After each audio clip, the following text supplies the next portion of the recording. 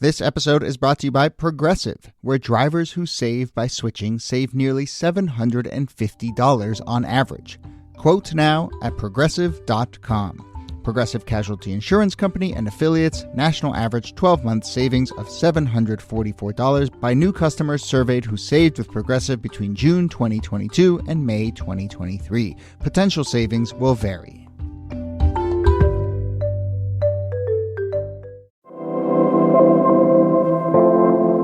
Hello and welcome to This Day in Esoteric Political History from Radiotopia. My name is Jody Avirgan.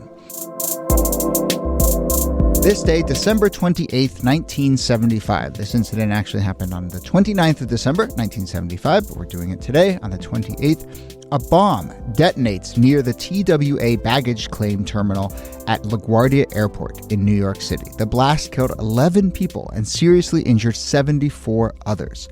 Investigators later concluded that an equivalent of 25 sticks of dynamite had been placed in a coin-operated locker located next to the baggage carousels. The bomb blew the lockers apart, sending fragments flying across the room. It was that fragmentation that caused all 11 deaths. So let's talk about the LaGuardia bombing of 1975, a story that I gotta say I had no idea about, and I feel like I'm pretty tuned into the history of New York City, not to mention the fact that this story is really interesting because we kind of still don't for sure know who was behind this bombing. So here to discuss is Nicole Hemmer of Vanderbilt. Hello there. Hello, Jody. And Kelly Carter-Jackson of Wellesley on holiday break the day that we're taping this. So it's just the two of us. This is a very heavy story. It is our second to last one of the year. And listeners, I promise we will end the year on a much sillier note for next episode. But let's talk about this bombing in 1975. And Niki, usually on our show, I like to start in very specific. We like to dive right into the specifics of the story and then pull back. But in this case, I do wonder if we can start with a broader context on two fronts, which is one, 1975 is a really interesting year in American history, and then also the level of violence and in particular bombings that Americans in this era encountered and just kind of had to live with in the ether. I don't think we can emphasize enough how much these were in the consciousness.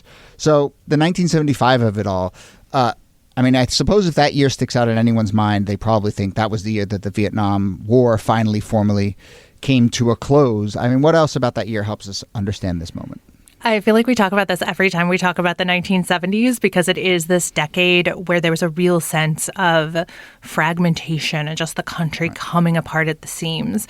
Obviously, not just the end of the Vietnam War, but the North Vietnamese victory in the war in Vietnam, the forces that the U.S. had been fighting against. So that was kind of the moment when it became clear that the U.S., which had withdrawn a few years earlier, has lost this war. But it's also, it's a year after Watergate, so Ford is pardoning Nixon. It's a year before the 200th anniversary of the United States. So there's like this build up to the bicentennial that's going on at the time. Gas prices are really high. There's a crisis. There are all these crises that are going on in the 1970s. And one of those crises is just a lot of political violence. We've talked about groups like the Weather Underground, so these kind of domestic groups, but there were actually groups from all over the world who had turned to the United States as a place to make a statement about geopolitics. Like, if the U.S. is going to be a leader in politics and media, it's going to be New York in particular is the home of the United Nations. It's a place where immigrants from around the world come. That is going to be the place where we make our political causes known, and the way we're going to make them known is through bombings. And bombings in New York between the mid-1960s and the mid-1980s, we're talking about thousands of bombings. I think there was a year where there were more than 300 bombings in the city, because this is just it's like a calling card. It's like a protest. They're usually not deadly. There usually aren't big penalties for doing this.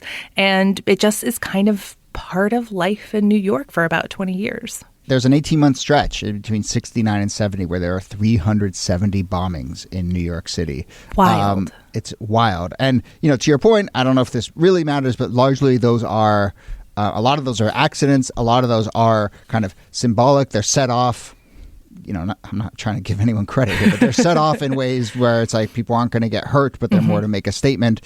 We will get into that and how that plays into here. But, another thought on the sort of 1975-ness of this all, I mean, this is a really interesting moment. First of all, we should point out Gerald Ford, there's 2 assassination attempts on him in 1975. Like, talk about another kind of little data point on how rocky of a year that is.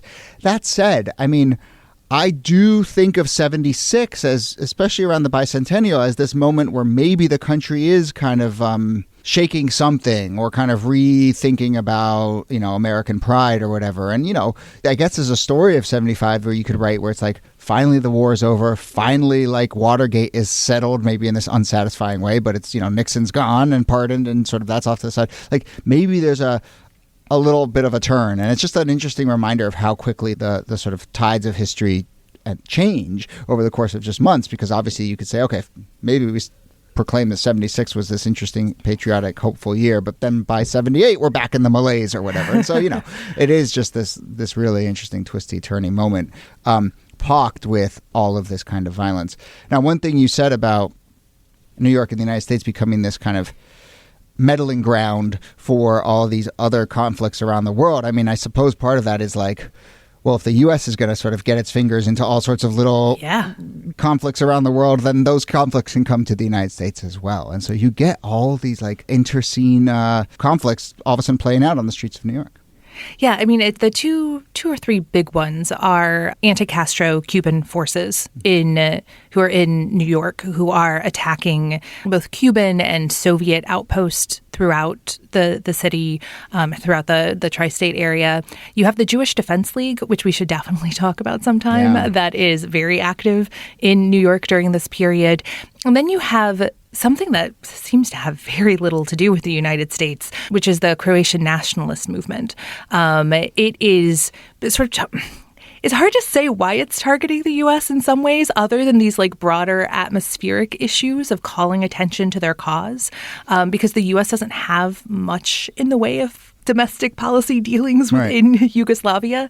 But basically, there are Croatian nationalist groups that are bombing several sites across New York over the course of several years, including the Statue of Liberty. And they're doing so to call attention to their nationalist cause. They would like the U.S. to halt foreign aid to the region until Croatian national independence is recognized. But really, it's about making sure people around the world know that this fight is happening and what the stakes are. And, that New York is just home to all sorts of expats. And, we talked about this a little bit when we did the episode about the IRA and, how Ireland's conflicts were often played out in the United States, both in terms of funding, but actually on the streets as well. And you just have kind of all the different factions that are represented in a country that is going through conflict are also represented in the immigrant community in New York. And so they're kind of fighting it out with each other, in addition to, as you said, trying to send a bigger message. Yeah, I mean, that's actually a really important part of this, because some of those, I mean, to just stick with the Croatians for reasons that will become clear in a minute, it was bombings of Serbian businesses or Serbian immigrants, because it was a kind of, if the opposite of bringing the war home, like bringing the war to where you were. And these kind of widening conflicts that were playing out, especially for ethnic nationalist movements, right? It's not necessarily contained by borders, because the person from the different background or nationality is your enemy. So it doesn't matter that you're not in Yugoslavia at the time. It matters that that person represents the nationalist movement that you're fighting against. All right, let's go to the 29th of December to LaGuardia Airport. I sort of made a passing reference, and we've done this in a couple other episodes, to the fact that like sometimes these bombs are planted in a way where it's to send a message and not harm people. I mean, we did that episode about the bombing at the U.S. Capitol, and that was like set in a sort of empty hallway underneath a bench, and it like damaged a painting, and I think was very clearly like about sending a message, not about hurting people. To me, planting a bomb at a baggage terminal at an airport in the height of the holiday season doesn't initially jump out to me as we're trying to avoid innocent deaths. Not at all. And that's why this is an exceptional case worth talking about. You have all of these hijackings and bombings in the 1970s where no one is really hurt. Or sometimes if somebody is hurt or killed, it's almost by accident. But in this case, I mean, this bomb explodes in the baggage claim area a little after 6:30 in the evening. That is not Right. 2 a.m., right? Like that is a time when there are tons and tons of people there. And it's not a small amount of dynamite. This is a massive explosion. And as you talked about in the introduction, it turns all of this metal shrapnel into a weapon that just like goes into a crowd. And actually, 11 people die. This is the deadliest terror attack in New York City until 9/11, at least since, the 1920 bombing at Wall Street, which was much deadlier. But in some ways, folks got off easy because just maybe 30 minutes before, 2 flights had come in and that place had been packed with people. And if that bomb had gone off a half hour earlier, that death toll would have been much, much higher.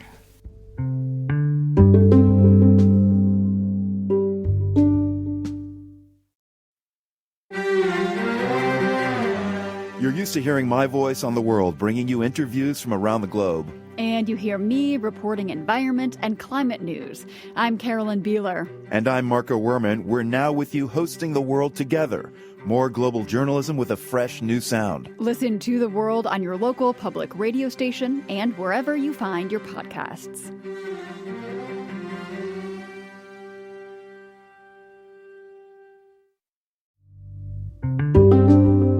As the investigation proceeds, there is I think, credible conclusion that the bomb had been intended to maybe go off 12 hours earlier or 12 hours later, 6:30 in the morning, not 6:30 in the afternoon. I don't know much about bomb technology, but it was like pretty rudimentary clock that was attached to this thing. And so I think the idea that it was set wrong or just sort of went off at the wrong time is plausible. But perhaps that is an indication that this was intended to be largely in the vein of those others, of being kind of symbolic, going off at a time when there wouldn't be a lot of people around. But of course, you're taking a risk when you plant a bomb in the middle of an airport. You are, and you're still very much responsible for it.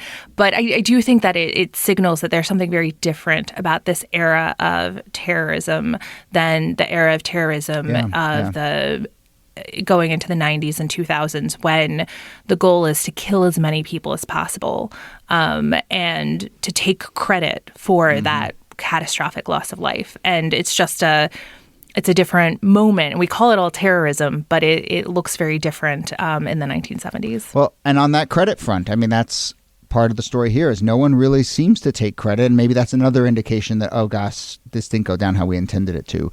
But it's kind of surprising, right? If you pull off something like this, usually you get someone taking credit. Yeah, and you have so many potential suspects because, again, like people were bombing stuff all the time. It could have been Puerto Rican militants. It could have been the PLO. It could have been the Jewish Defense League. It could have been the mafia was using bombings all the time in New York City. Right. And then it could have been these Croatian groups who had been very active in New York City at the time. But that idea that like part of the problem with finding out who did this is A, nobody takes credit, but B, everyone's bombing stuff. So it's hard to figure out who's doing it. And that's part of these kinds of moments, too, is often people take false credit, right? They jump in and you get a few different people saying, this was us. But none of that really happens here. Nevertheless, no surprise, a huge investigation proceeds. 120 NYPD detectives, 600 FBI agents, the ATF is involved, the Port Authority is involved. They find, again, that it was either TNT or plastic explosive controlled by a kind of rudimentary household alarm clock that had a 6-volt battery attached to it. How do then they eventually hone in on this group or this conflict that you've mentioned a number of times, these Croatians? So part of the reason was because of a lot of ongoing investigations into other bombings. The bombing seemed similar to a plane hijacking that had taken place not long before. There had been a bombing of the same airport the year after by a Croatian terror group.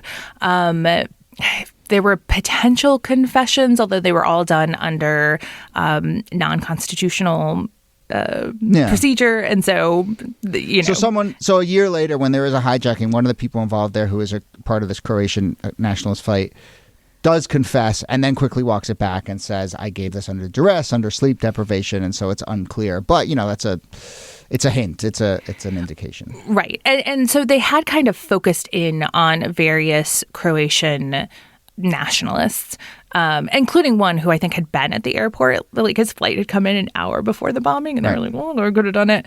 But they never figure it out. And in part, they never figure it out because in the rush to save lives after the bombing and to get people out, the first responders come in and they like spray everything down with water, and they try to save lives over preserving evidence. And so there's just not enough evidence to connect all the dots. Yeah.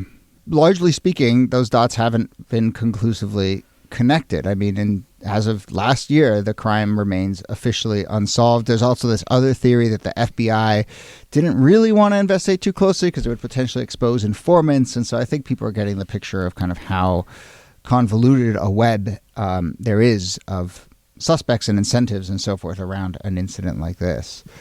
Yeah. And law enforcement does eventually, it breaks up some of these Croatian groups active in the United States. So this is really one of the last moments in the mid-1970s that this particular group is going to be involved in these bombings.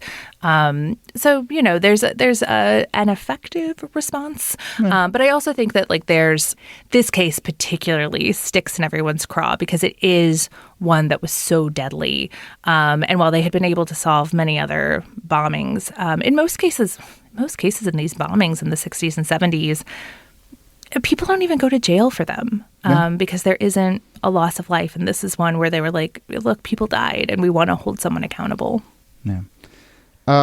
We don't have to go down this rabbit hole too much, but, I should say, this story brings up a lot for me in that, my dad was involved in a bombing in Nicaragua as a journalist in 1984. And so many of the kind of parallels here, that was something that was tied up into the civil war in Nicaragua with U.S. meddling, all of these very convoluted battles, the same sort of thing of foreign entanglements, shady figures, multiple people taking credit. And, my parents devoted much of the rest of their careers to trying to untangle all of this and, I think reached some conclusions. There's a book you can read about the Lepenka bombing if you want. But I bring it up only to point out that all of this is just so resonant to kind of that experience of it's not like you just find a thread and you pull on it and then you reach whoever's standing at the end of it. I mean, it is so convoluted in these moments.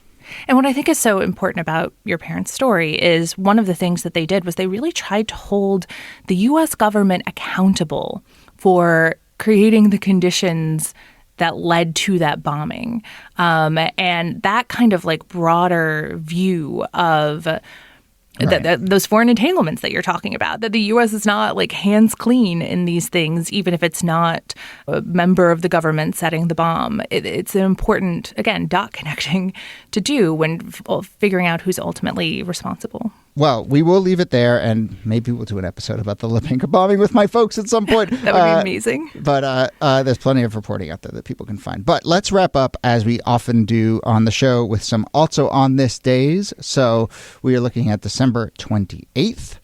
And on to December 28th, 1832, John C. Calhoun becomes the first vice president of the U.S. to resign. He steps down because of differences with President Andrew Jackson. And I, too, have differences with President Andrew Jackson. I think they were quite different from Calhoun's, who was trying to figure out ways to secede as early as 1832. He'll get his wish about 28 years later. In 1846, Iowa becomes the 29th state to be admitted to the Union. So those of you listening from Iowa, happy, what do you call that? Admission Day? Happy Union Day? Union Day? Yeah, Admission Day. Well, good question. Anyway, we'll have to come up with something. And also on this day in 1945, Congress officially recognized the Pledge of Allegiance. It would be 9 years later when Under God was tagged onto it. We did such a fascinating episode on that, which was really still stuck with me. That reinsertion of religion into the Pledge of Allegiance, a much more modern phenomenon, I think, than people realize. Mm-hmm. December 28th, 1981, Elizabeth Jordan Carr is the first quote-unquote test tube baby, though it was technically a petri dish, not a test tube. But myth busted. Born in Norfolk, Virginia on this day in 1981. I went and looked up a little bit about Elizabeth Jordan Carr. She's a journalist now, and in 2010 gave birth to her first child. So there you go. Awesome. And it was on December 28th, 2014, that the war in Afghanistan, which had been fought for 13 years. It was still going on, but it nonetheless came to a formal end, transitioning from U.S.-led combat troops to the country's own security forces. And everything has been fine there ever since. There's a story that certainly did not end on December 28th, 2014. So those are some also on this days. Remember, we will be doing more of this in our newsletter, so sign up for that as we relaunch our newsletter heading into this new year. But that brings us to the end of the episode. Nicole Hemmer, thanks to you as always. Thank you, Jody.